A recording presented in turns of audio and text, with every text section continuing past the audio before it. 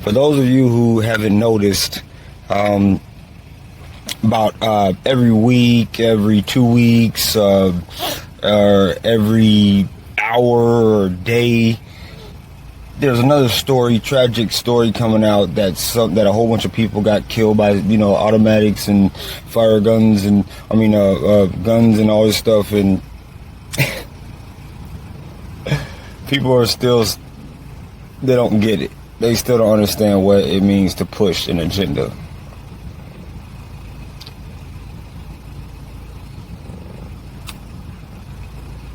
Go read these people's comments on these gun control pushing so-called shootings stories, and listen to how pathetic these people sound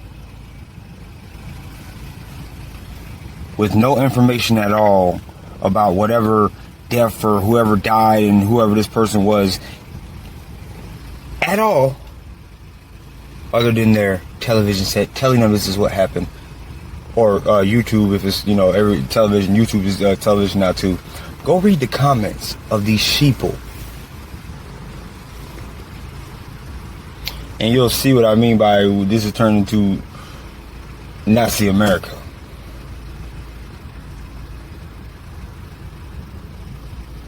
And they really honestly think they're doing something just, and they have a cause, and they're gonna save all these lives, and yay, Hallmark bullshit again.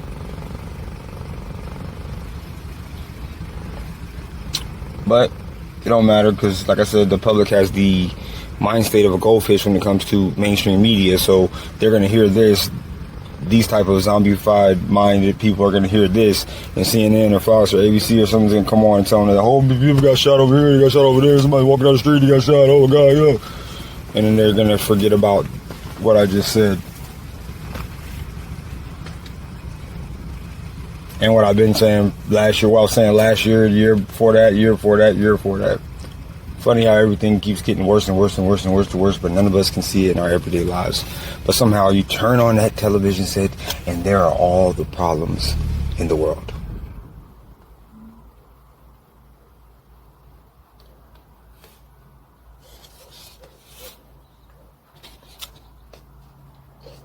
And they're listening right now, and they still don't get it.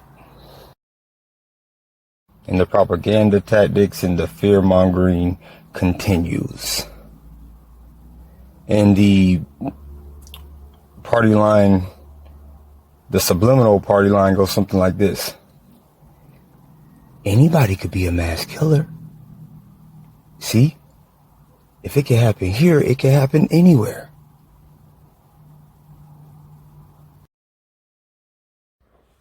Oh yeah, and who's surprised that they're still using this asshole? His alien hybrid Screech from Saved by the Bell looking ass.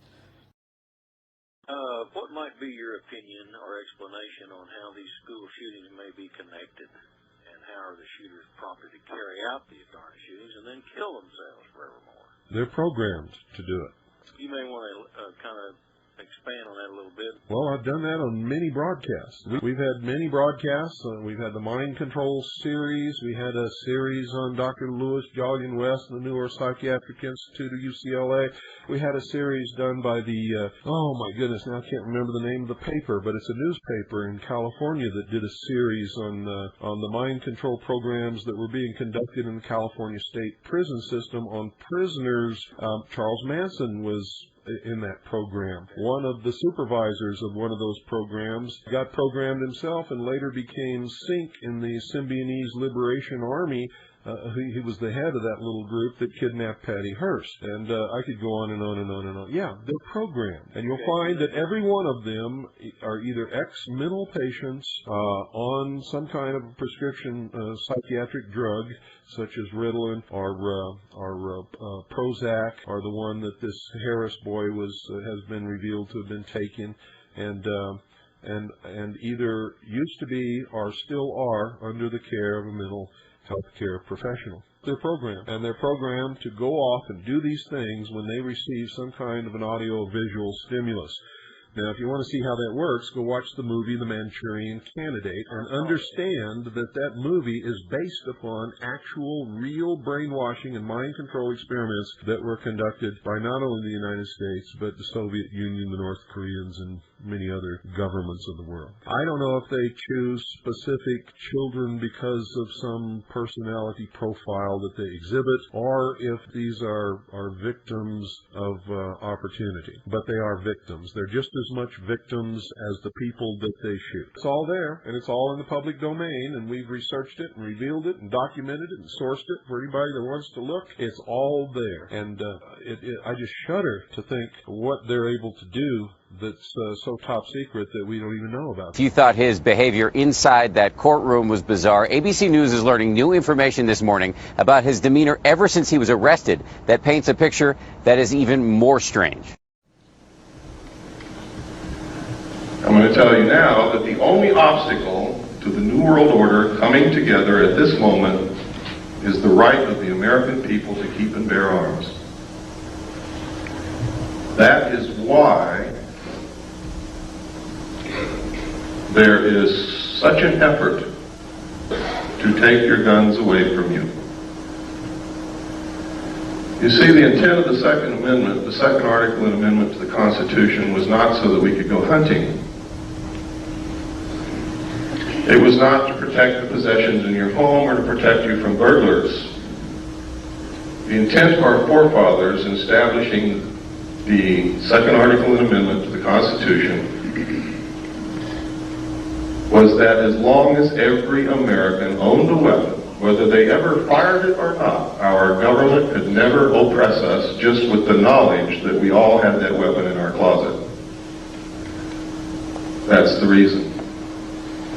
That's why every time you see a bill to take weapons away from the American people defeated in Congress, 4 more are introduced immediately. It's a never-ending battle. That's why they lie about the statistics. The truth is, in a town where everybody owns a weapon and everybody knows it, there is almost no crime.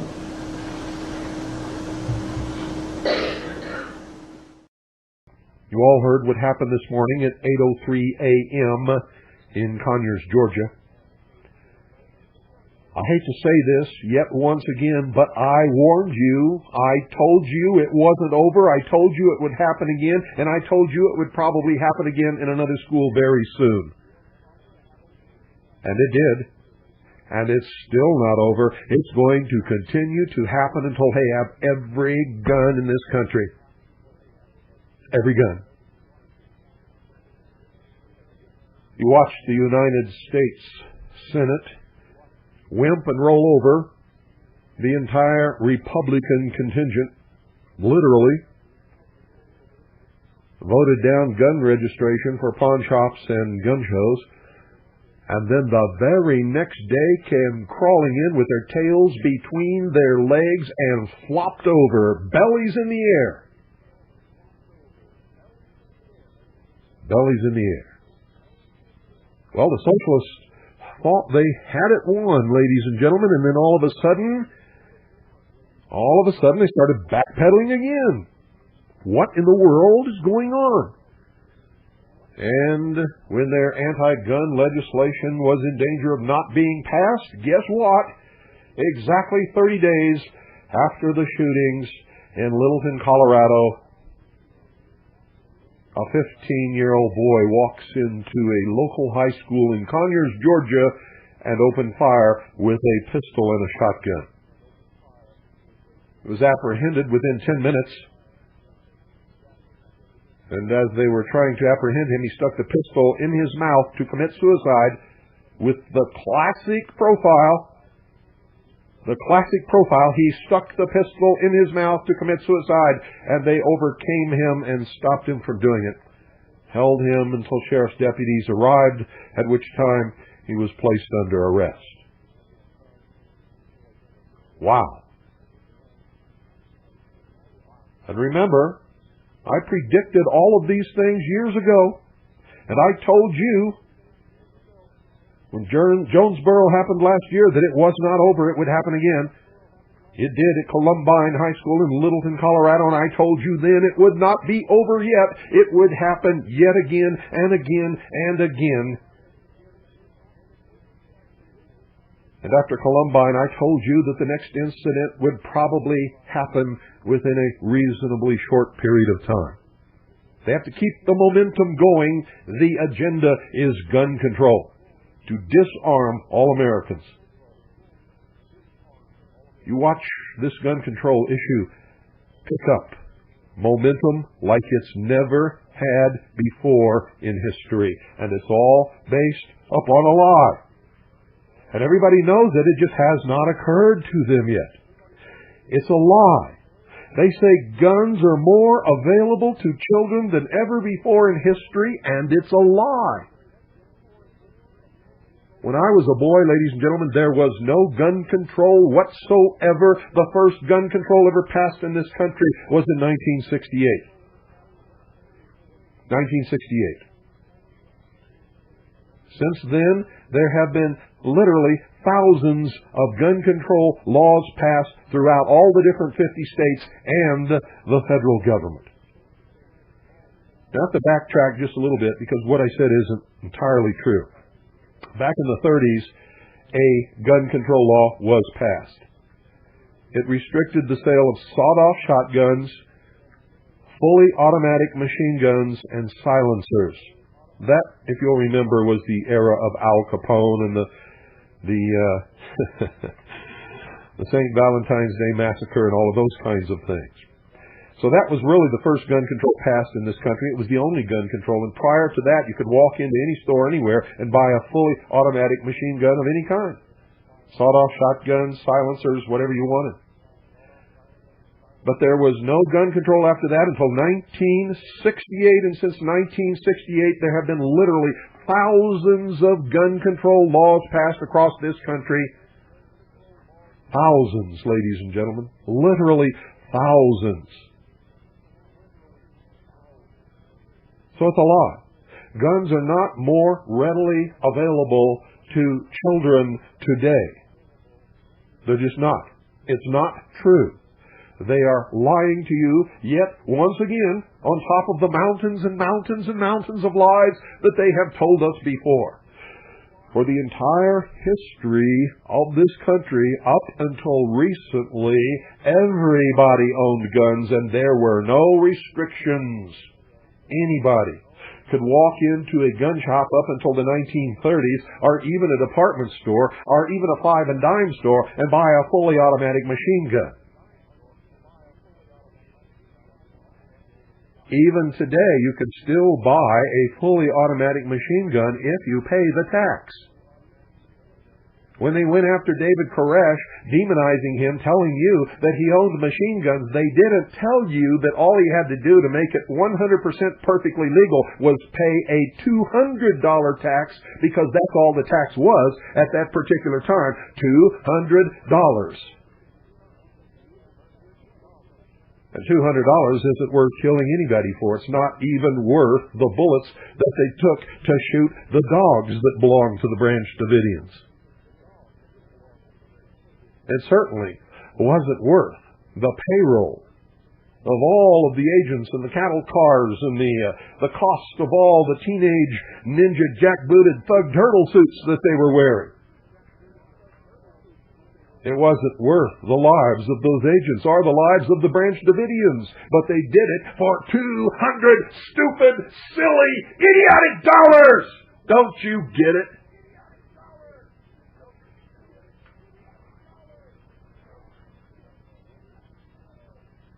And to top it all off, David Koresh never in his life owned a machine gun, and neither did any other person who was a member of the church, Branch Davidian.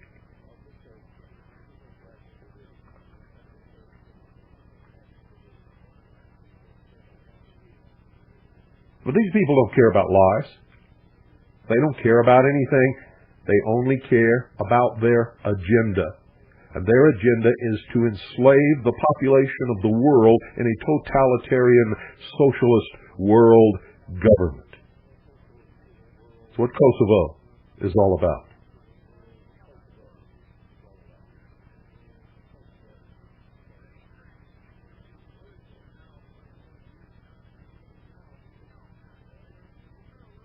I hope you're listening very carefully to me. Or will you be one of the stupid jerks who gets on board this wave of emotionalism and rides it all the way into the beach of enslavement,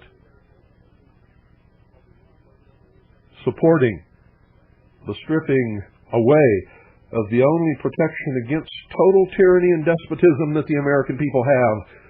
The only reason that the Founding Fathers gave us the second article in amendment was to protect us from government, not to hunt.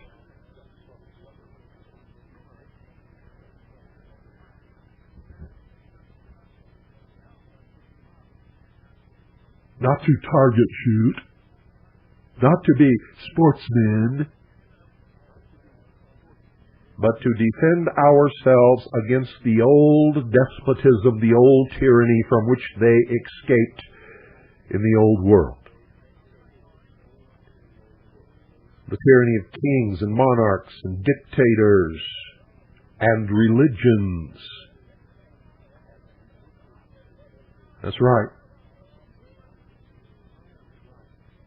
And the craziest people you would never suspect to be supporting this stuff are supporting it.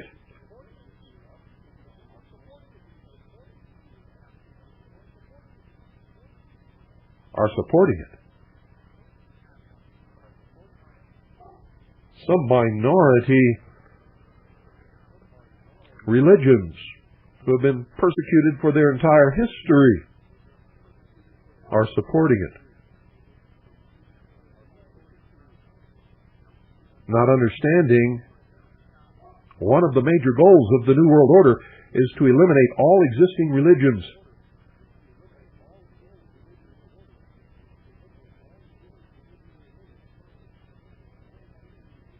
So why are these people on the bandwagon? You would think that the Jewish people would have learned their lesson from Hitler's shenanigans, but they haven't. You would think that the Mormons have learned their lessons, but they haven't. Despite their history of being persecuted, they are one of the greatest persecuting groups of people in this country.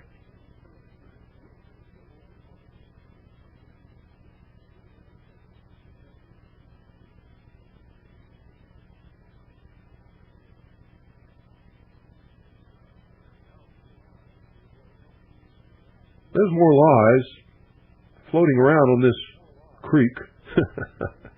This creek called America. You couldn't get your canoe in there to take a ride to the other side if you wanted to.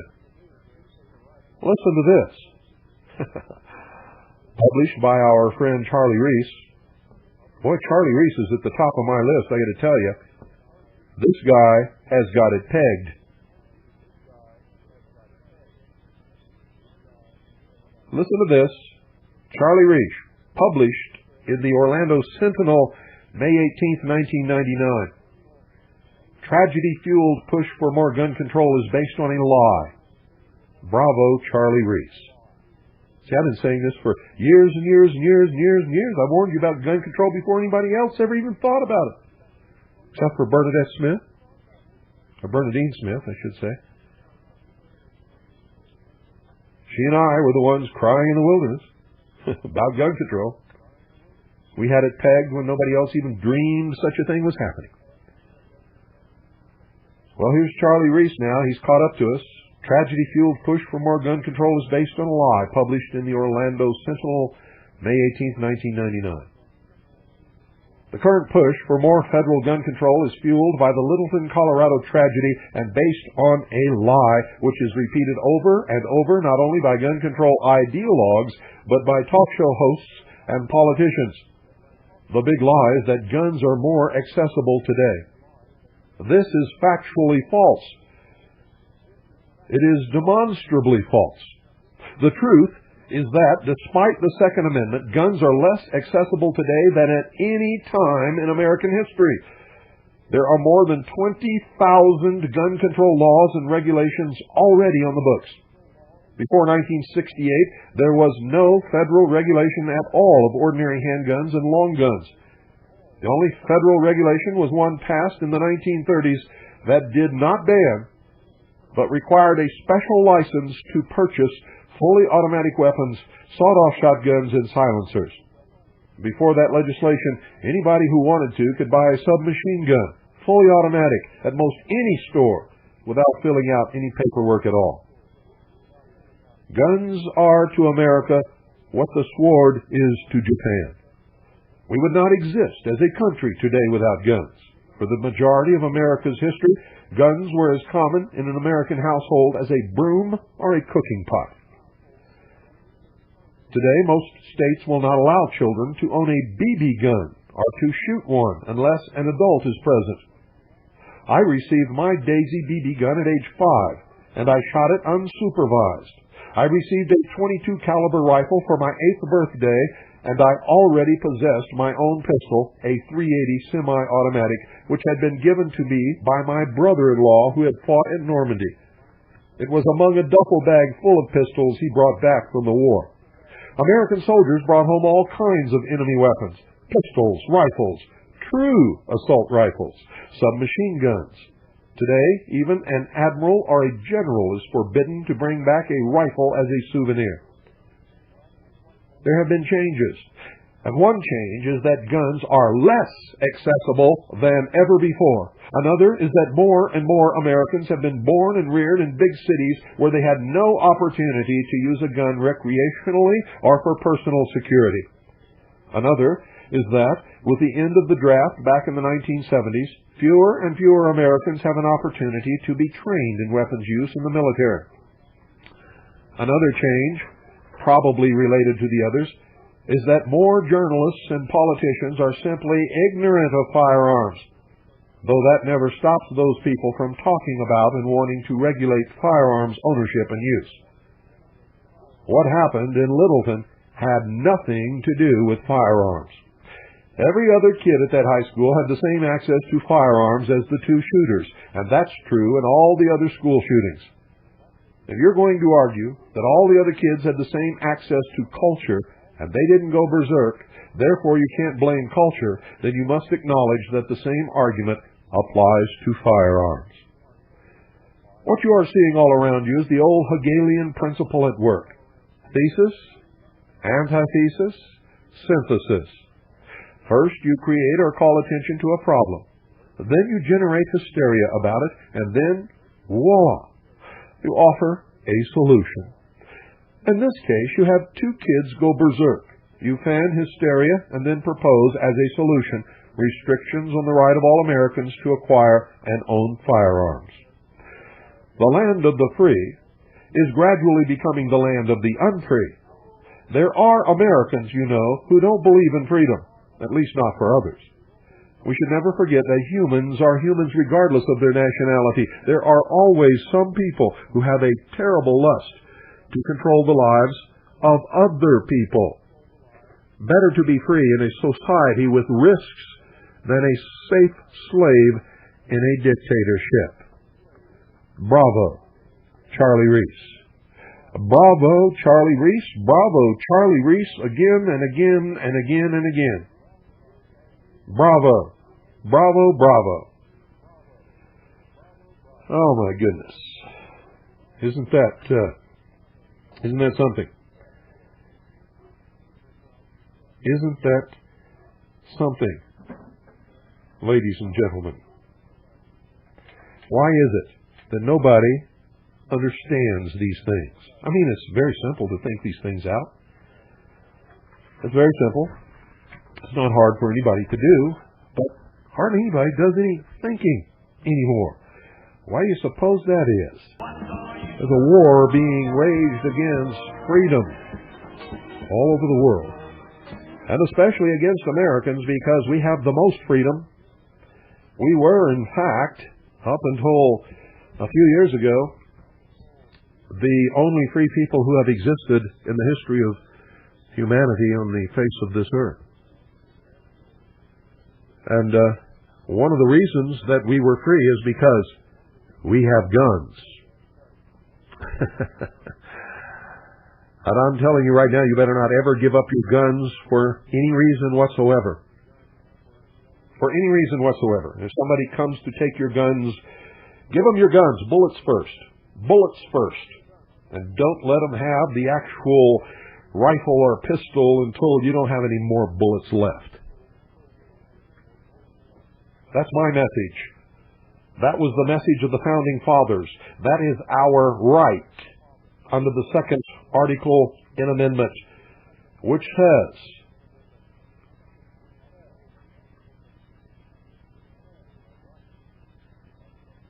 the right of the people to keep and bear arms shall not be infringed. That is the active clause. That's the only clause that counts. The people in the law in relation to the Constitution and the Bill of Rights has always been interpreted by every court as every single person, every single human being in this country. Bar none. Bar none. Our forefathers gave us one tool that no people in the history of the world has ever had, and that is the second article and amendment to the Constitution. It has nothing to do with whether or not you have a right to go hunting. It has nothing to do with protecting your personal property against burglars who might enter your home. It has nothing to do with a woman protecting herself from being raped on a city street late at night. The second article and amendment to the Constitution has only one purpose. Is to protect us against our own government should it ever become oppressive and usurp the powers of the Constitution. That's its only purpose. Those of you who are for gun control will take away the only real weapon that we have that can truly ensure that they can never oppress us. You see, because we never have to exercise that right. If everybody in this country, and I was taught when I was a child that it was a duty for every man to own a weapon and 100 rounds of ammunition, should he ever be called to protect his community from an oppressive government. My father taught me that. It's not being taught anymore. I will teach my daughter that. And I will teach her how to use weapons and how to clean them and how to store them safely so that nobody can get hurt. And I will teach her that as long as you have it, make sure that everybody knows that you have it, because that's the surety bond that no one will ever attempt to hurt us or take anything away from us just because they have the knowledge that each of us has a weapon and is willing to use it if we have to. They will never try. No one could successfully march against 260 million armed citizens. It's impossible.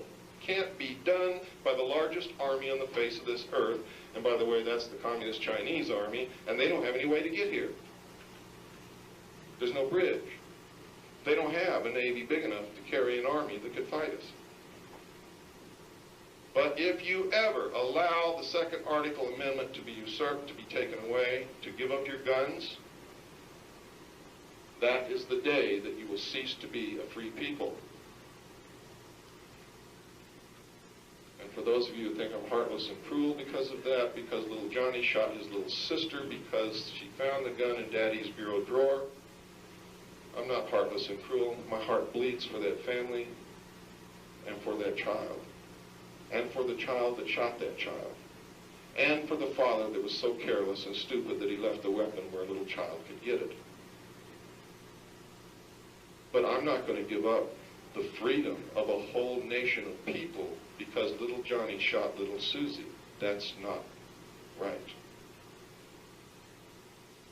Every right bears with it a responsibility. Just like the freedom of speech.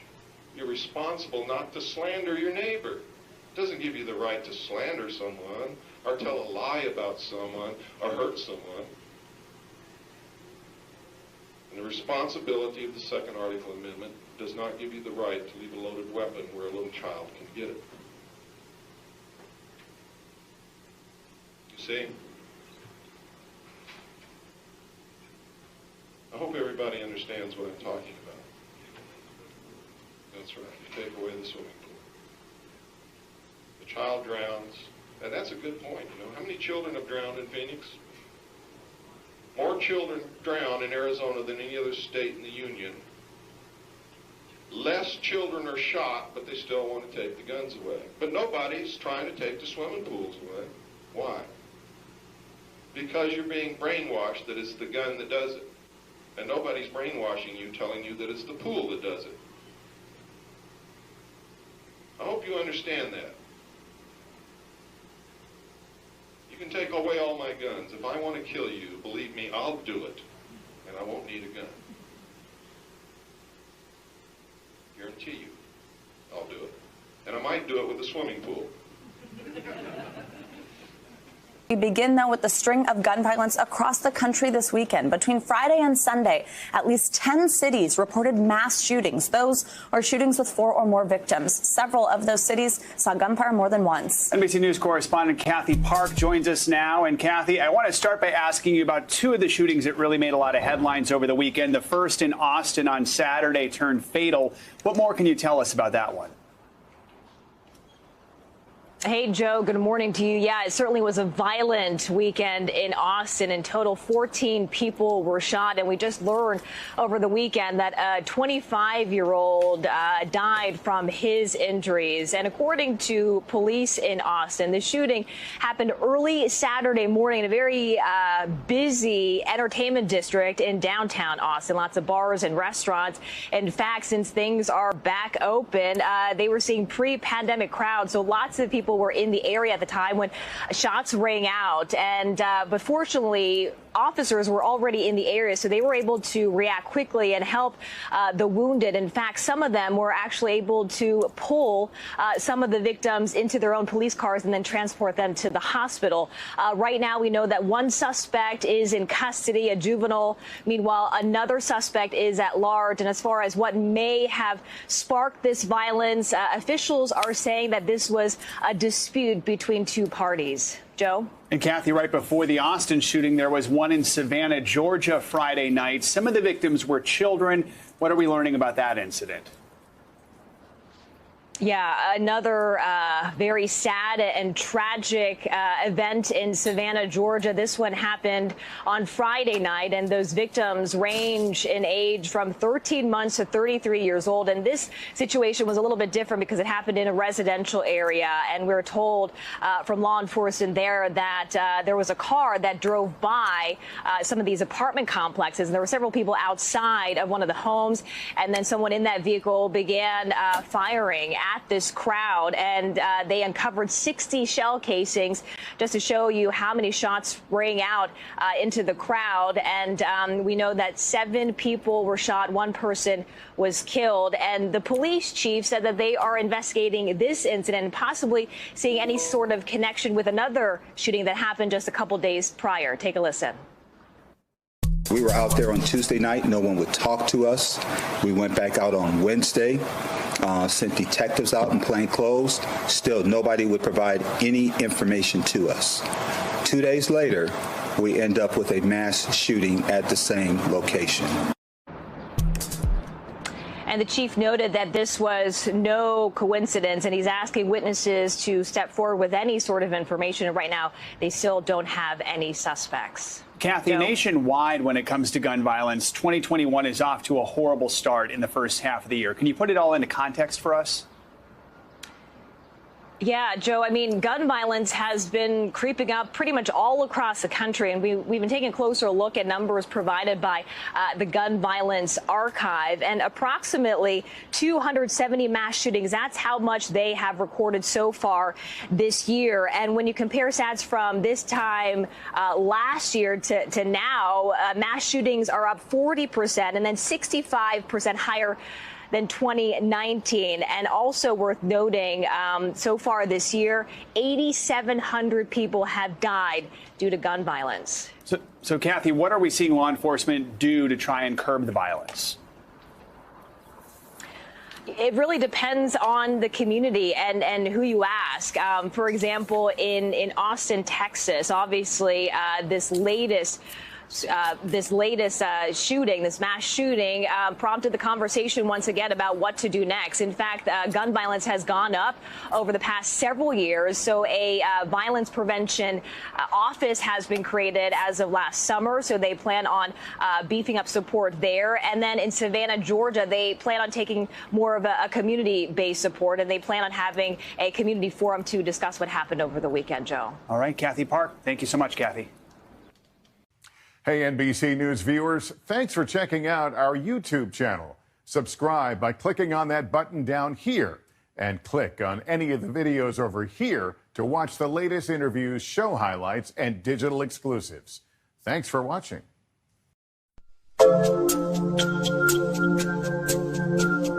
Walking through Babylon.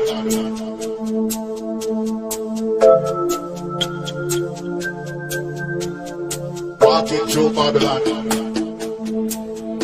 You have a problem? We have an answer.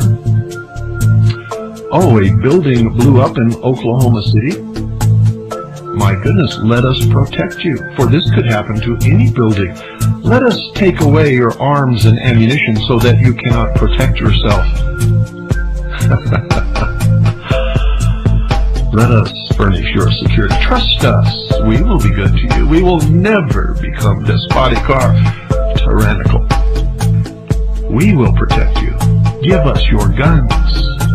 Give us your arms.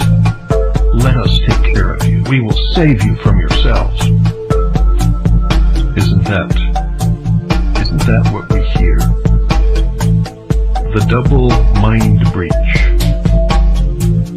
And this function easily, ladies and gentlemen, assume in the minds of the subject, patients, the people, a godlike status.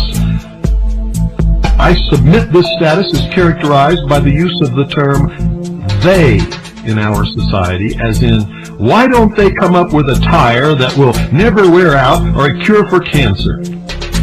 As in, they have a cure for cancer, but the doctors would lose too much money, so they have suppressed it. Or, they say the CIA killed Kennedy and he was fornicating with Marilyn throughout his presidency. They write the movie scripts and the billboard slogans. They have the money and the power and control of the illusion machine. They can cure cancer or withhold the cure. They reveal the secrets behind assassinations and scandals. What will they do next? How will they program the show today? Let's sit back, watch, and find out. Since we choose to refuse to genuinely heal the rift between the two sides of our mentality by the tough means of repudiating our lying public persona and taking action on the understanding of our true self, we relinquish autonomy to those who make it appear that they can heal us at no great cost or trouble on our part. You don't have to be responsible. You don't have to take any risk. You don't even have to get up off your couch. We will heal you. We will provide you security. We will take care of you. But never mind that they are also the ones who implanted the rift in the first place, a la Hegel, and the dialectic is working upon us all the time. The point is, ladies and gentlemen, we have little or no power. We cannot act. We cannot invent. We cannot cure. We must wait and see what happens. We must see what they make happen. And if you believe that, you're already dead and buried.